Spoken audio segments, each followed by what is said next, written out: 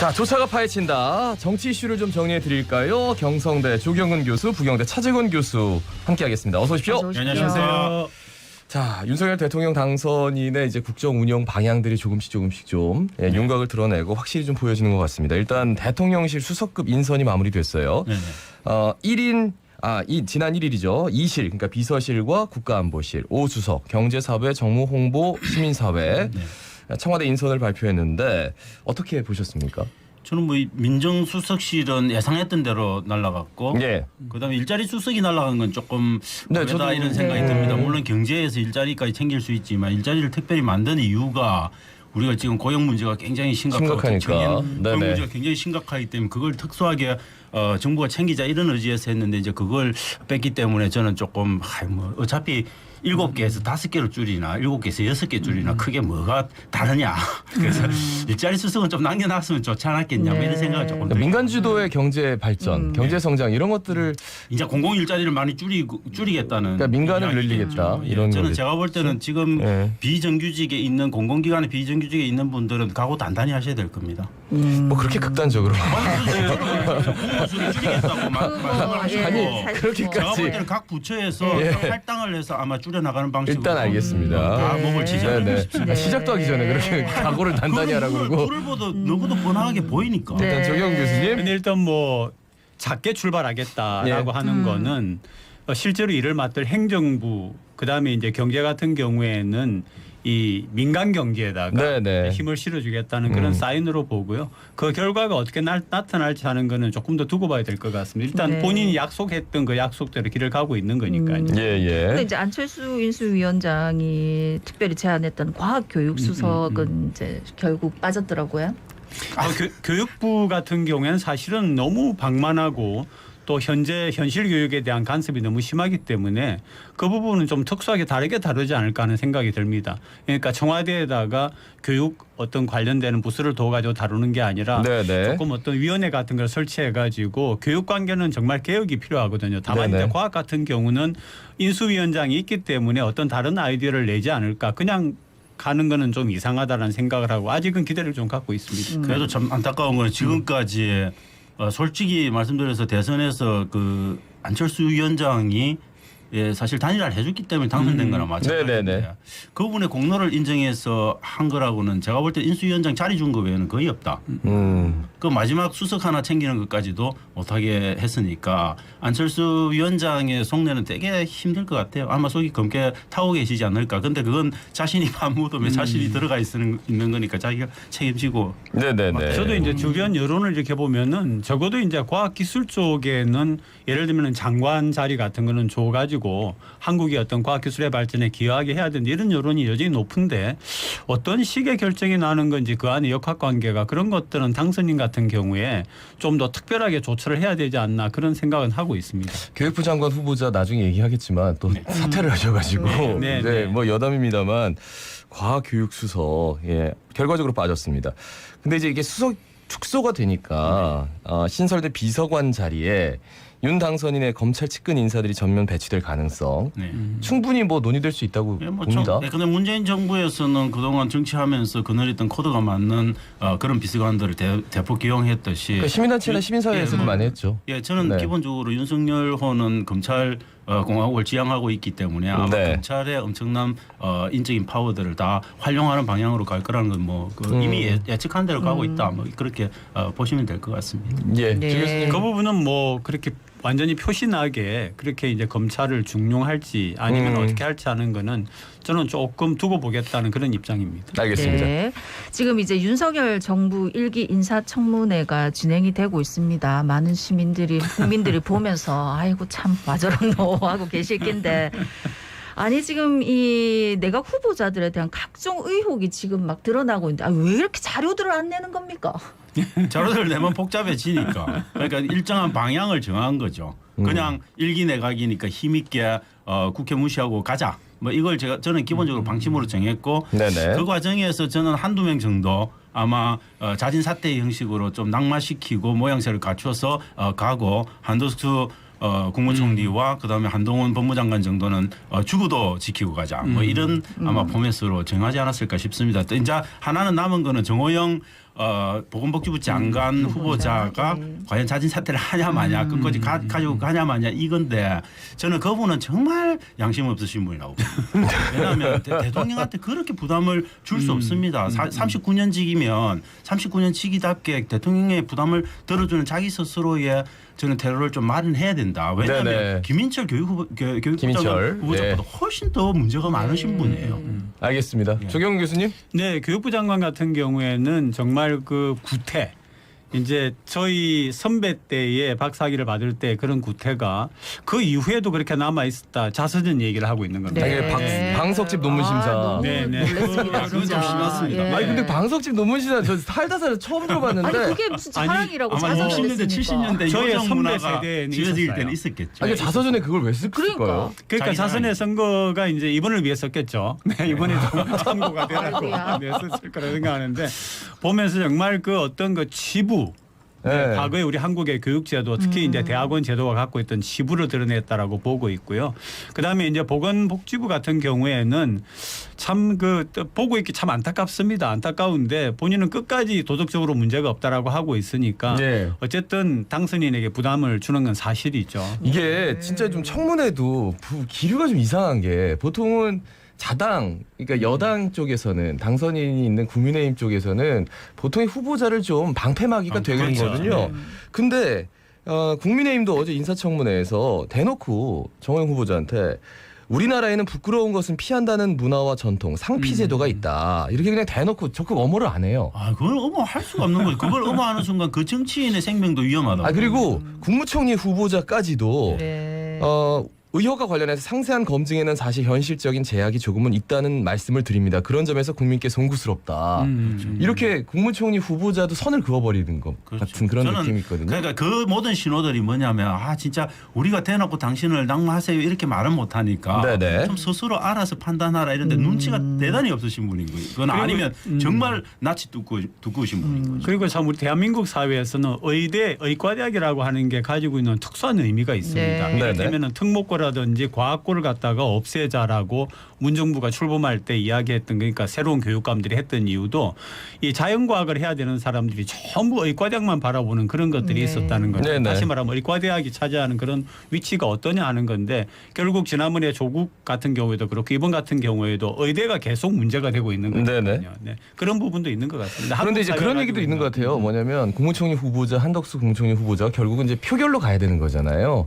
그러니까 국회의원, 제적의원 과반수의 네. 그렇죠. 출석, 네. 과반수의 찬성. 네. 근데 민주당 도움이 필요한데 결국은 이 정호영 후보자가 지렛대가 되지 않느냐. 그러니까 이걸 약간 딜을 하지 않을까? 예, 그런 예. 정치 기술적인 가능성도 있고요. 네. 정 안 되면은 이번에 그 부총리, 경제부총리 같은 경우에는 이제 채택이 되지 않았습니까? 예, 채택되죠. 그러니까 이제 대행 체제로 갈 그런 가능성도 있고 좀 보고 있습니다. 초반부터 민주당 대행 같은 체제라는 경우에는 뭐 거기에 창피하지만 어쩔 수가 정호영 없죠. 플러스 아마 한동훈 정도 넣어서 딜을 하고 싶은데 그건 좀 쉽지 않죠. 그거까지는 아닐 그거는 것 거의 저는 같고. 한동훈은 넣기 어려울 네, 것 네, 같고 네. 적어도 근데 민주당 입장에서도 정호영 후보자까지 같이 가는 그 국무총리 인준을 해주기는 저는 쉽지는 않을 거예요. 그건 제가 근데 오히려 민주당 입장에서는 그냥 계속 정호영 후보자가 버텼으면 좋겠다.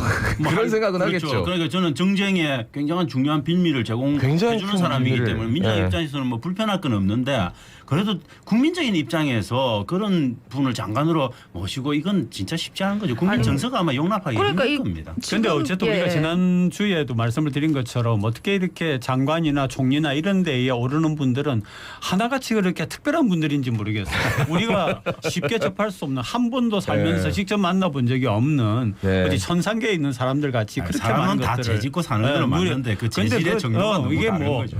정말 슈퍼맨들 같아요. 아니 그런 이걸 생각은 들었어요. 지켜보는 국민들이 정말로 열패감 느끼고 있다는 거. 네. 그들만의 세상은 자저렇게 살고 있구나 하는 그거를 꼭 알아줘야지. 그건 정말 정치적 이번에, 세법 따질 예. 때가 아닌 것 같습니다. 이번에 제가. 드러났다고 정말, 봅니다. 예, 잘못을 했으면 네. 할 수도 있어요. 사람 인간이 실수도 할 수 있고. 그런데 그게 드러나서 사람들이 불편해하면 적어도 그 순간에는 자기 처신은 제대로 해야 된다 이거든요. 알겠습니다. 어제 뭐 너무 시끄러웠던 검수완박 네. 얘기를 좀 해보겠습니다. 뭐 입법이 완전 완료가 됐어요. 네. 뭐 국회 본회의 통과했고 또 이제 문 대통령 법안 공포했습니다. 어떻게 보셨습니까? 저는 문 대통령 입장에서는 거부권 행사해달라는 거 요청하는 것 자체는 정치적 저는 수사다라고 보고요. 왜냐하면 대통령 거부권 그 마음대로 행사 못합니다. 미국 같은 경우는 우리보다 좀 더 작게 하고 있지만은 그럼에도 불구하고 대통령제하고 권력 대립이 돼 있는 그런 구도에서는 쉽지는 않은 거기 때문에 저는 문재인 대통령이 그걸 선택하라 이거는 정말 지나친 요구였다라고 보고요. 문 대통령 입장에서는 당연히 뭐 그렇게 가는 그거 검수완박은 이미 민주당이 카드를 꺼내는 순간 그거는 그냥 된 거라고 보시면 될 겁니다. 왜냐하면 조 교수님. 이제 시민들 입장에서는 검수완박은 물 건너 갔고요. 결국 권력과 힘을 가진 사람들, 이제 검찰 자체가 가지고 있었던 여러 가지의 문제점들은 이번 검수완박으로 정리가 되었다 한번 그렇게 생각을 한다고 하면은 결국은 국회의원이나 장관을 비롯해서 권력과 힘 있는 자리에 있는 사람들의 범죄 지금까지 저질러 왔고 앞으로 저지를 수 있는 범죄를 어떤 식으로 처리해 나갈 거냐에 이제 관심이 돌아갈 걸로 보고 있습니다. 저것도 공직수사처 이런 거 더 활성화시키고 늘 강력하게 만들어서 공무원 부패, 공직자 부패, 고위공직자 부패 다스리면 되는 거예요. 그런데 이제 검찰과 관련해서 이제 한동훈 법무부 장관이 조금 의견을 내고 반대 의견을 비치는 정도인데 결국은 이제 경찰한테 이런 권한이 가더라도 법무부 장관 소관이거든요. 그렇죠. 그러면 글쎄 그게 뭐 얼마만큼 달라질까라는 의문점도 있고 이게 표결 과정에서 저는 뭐 다른 얘기 이게 맞다 틀리다가 아니라 표결 과정에서 일단 검찰청법 개정안에 대해서는 정의당이 찬성을 했는데 형소법 개정안 바로 어제 본회의를 통과했던 것은 반대 입장을 했어요. 그러니까 표결에 아예 그냥 들어가지 않는다거나 아예 기권을 했어요. 그게 왜 그러냐면 이제 이게 뭐냐면 경찰 불송치에 대한 이의 신청 대상에서 고발인을 제외하는 조항이 이게 있어서 그러니까 고발을 할 수가 없다는 거예요. 불송치가 되면. 그 부분은 조금 제가 볼 때는 이제 그래서 고발을 할 수 없기 때문에 뭐 다시 한 번 더 이렇게 다른 방식으로 우회한다든지 이런 것들은 가능하게 되는데 직접적인 거는. 근데 우회하는 방식도 굉장히 좀 어렵더라고요. 좀 그래서 그 부분은 저는 제도적인 결함이 있기 때문에 이후에라도 저는 계속 손질해 나갈 필요는 있다 그렇게 봅니다. 그러니까 시행령에서 좀 많은 개선이 필요하다고. 네, 일단 그 검수완박이라고 하는 거를 현 정부가 완성하는 게 필요했기 때문에 급하게 달려왔다고 하면은 앞으로 이제 차기 정부에서는 이런 것들을 일일이 아마 검찰이 가만히 있지 않고 계속해서 문제를 제기할 거 아닙니까? 이런 헌법 지금 소원까지 내어놓은 상태이기 때문에 보완이 되어 갈 거라고 보고 있습니다. 그리고 저는 검수완박이라는 표현은 아니라고 봅니다. 이건 완전히 검수덜박인 겁니다, 사실. 굉장히 따지자면.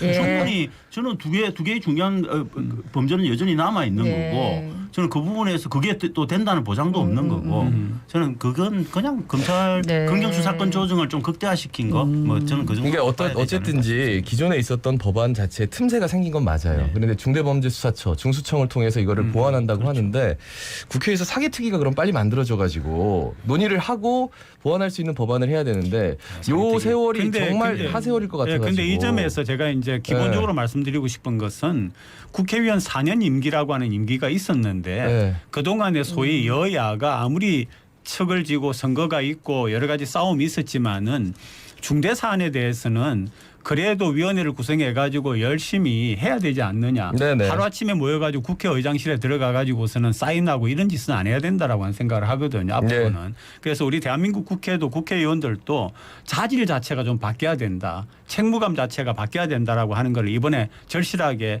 우리 아마 시민들께서 좀 깨닫고 그런 것들을 질타를 해 주셔야 된다고. 그러니까 덧붙인다면 국민투표 얘기를 했는데 지금 잠깐 재외 국민에 대한 그 선거법 자체가 위반이다라는 게 나와가지고 헌재에서 그걸 바꿔야 되는데 안 바꾸고 있었기 때문에 아예 지금 국민투표 못한다 이런 얘기는 또 그런 처음 들었단 말이에요. 그런 얘기도 국민투표법은 빨리 제정을 사실은 해야 되는 거죠. 그런데 국민투표법을 제정하려면 저는 국민투표가 필요한 상황을 만들어내야 되기 때문에 저는 이번 정권에서 근데 지방분권형 개헌안이 지난번 국민투표법이 제정이 안 돼가지고 그 본회의 상정도 못하는 상태이기 때문에 그걸 다시 한 번 더 이슈를 환기시키는 차원에서 끄집어내는 게 좋지 않을까 그렇게 생각합니다. 너무 기본적인 게 되어가지고 이걸 말한다는 것 자체가 부끄러운데 국회의원의 직무를 갖고 있다라고 하는 것은 자기들끼리의 어떤 것들을 싸우고 정쟁을 하라는 것이 아니라 국민 생활을 편안하게 하고 해야 될 일을 하기 위해서 있다라고 하는 건데 그런 것들을 말은 하면서도 실행을 하지를 않거든요. 않거든요. 네네. 네, 그런 부분이 정말 개탄스럽다라고 이야기를 합니다. 근데 국회의원 네. 너무 또 나무라치면은. 아니, 나무라야 열심히 됩니다. 합니다. 예. 그러니까 저희들보다 훨씬 뛰어난 사람들도 네, 많고 하고 싶은 거 열심히 열심히 하시는 하고 분이긴 한데. 있고요. 해야 지금까지는 될 그렇게 일은 열심히 말씀해 하지 주셔놓고 않는다고 이제서야. 생각합니다. 아니요, 저는 기본적으로 너무 국회를 그렇게 내몰아치면 결국은 그게 뭐가 되냐면은 국회에서 하고 있는 정치를 자꾸 일반 시민들이 외면할 수밖에 없는. 그래서 좀 너무 네네. 심하게 하지 말자. 네, 알겠습니다. 근데 저는 끝까지 그렇게 해야 된다고 주장을. 왜냐하면은 민생 경제라든지 무슨 부분이라든지 정말 지난 4년간 뭐 하나 제대로 발전시켜 놓은 게 있느냐를 저는 이야기를 하는 겁니다. 네, 일 잘할 사람을 뽑아야 된다. 네. 이렇게 정의하겠습니다. 윤석열 대통령직 인수위원회가 이제 새 정부에서 중점적으로 추진할 110개 국정과제 발표했습니다. 1호 국정과제가 탈원전 정책 공식 폐기인데 사실 이제 부경 지역은 민감할 수밖에 없고 이 핵폐기물 처리장 문제 이런 건 어떻게 할 건지 언급도 그건 뭐 아예 없고. 언급이 없기 예. 때문에 그건 심각한 문제입니다. 제가 볼 때는 뭐 불경 주민들이 마음의 준비를 좀 해야 되겠죠. 네. 결국은 제가 볼 때는 원전이 있는 그 자리에 그냥 다시 짓자 뭐 이런 방식으로 아마 사회적 여론을 몰아갈 겁니다. 그때 이제 우리 불경 주민들이 어떤 식으로 대응할 건가 이거는 진짜 심각한 고민일 수밖에 없는데 저희들은 받아들이기 정말 어려워. 근데 저는 혹시라도 잘못된 시그널 여기서 이제 뭐 6.1 지방선거에 어떤 식으로 결과가 나온다면은 그건 뭐 찬성이라라고 원전 정책까지 그냥 몰아가면은 절대 안 된다. 거기에 대해서는 부산시도 그렇고 네. 부산 시민사회도 이렇게 한 몸이 되어가지고 대처를 해야 된다고 생각을 네, 하거든요. 그러니까 이 위험한 것이 이 지역에 그것도 사실은 서울 다음으로 대도시라고 하는 옆에 있는 거는 저는 옛날에 그런 얘기를 한번 했습니다. 세종시가 건설되기 전에 그 밑에다가 이 고준위 폐기물을 넣는 거를 넣자 그렇게 네. 이제 이야기를 할 정도로까지 네.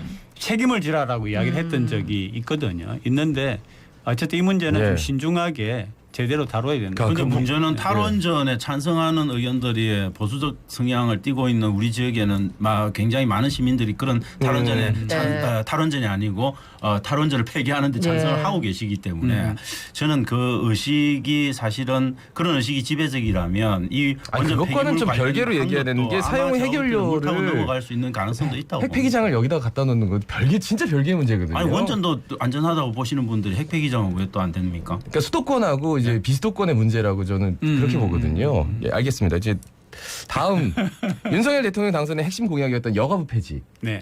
쏙 들어갔어요. 쏙 그리고 들어가죠. 병사월급 200만 원. 그 2025년으로 갔던데. 2025년까지 병장 기준으로 봉급에 자산 형성 프로그램을 더해서 월 200만 원을 만든다. 이게 무슨 뜻인지 네. 잘 모르겠습니다만 하여튼 뭐 완성이 되더라도 2025년 정도 돼야만이 그 정도의 그런 혜택이 갈 거다라고 하는 것 같고요. 결국은 재정적인 부담이 굉장한데 네. 섣불리 이야기를 했던 거죠. 저는 윤 정부를 탄생시켰던데 획획한 공헌을 했던 소상공인들 왜냐하면 1,000만 원 주겠다고 하는 네. 말에 사실은 굉장히 말하면 그냥 현혹되신 부분들도 있고 그다음에 또 2030들은 여가부 폐지 이대남들은 여가부 폐지 때문에 사실 또 찍어준 부분들도 있고 한데 이제 그런 것들이 지금 물 건너가기 일보 직전인 것 같아 뭐 이런 생각이 듭니다. 그래서 예. 근데 선거란 건 항상 그런 거죠. 뭐 화장실 들어갈 때 마음하고 나올 때 마음이 다를 수밖에 없는 건데 그리고 또 반드시 꼭 지켜야 된다 이것도 아닌 겁니다. 사실 어떤 사안을 보면 현상이 바뀔 수도 있는 거고 그러면 바꿀 수도 있는 거죠. 그래서 저는 국민들도 조금은 느긋한 마음에서 지켜보는 게 저는 필요하다. 오히려 굉장히 너그러우시네요.